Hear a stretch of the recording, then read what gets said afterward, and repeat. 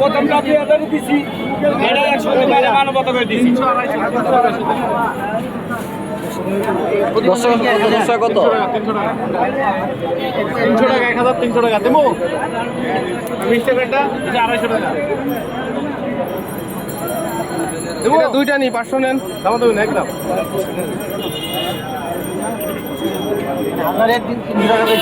কম রাখা যাবে না এটা? নাকি ওই বললাম তাহলে 20 টাকা এটা 10 টাকা দুইটা নেবেন একদম।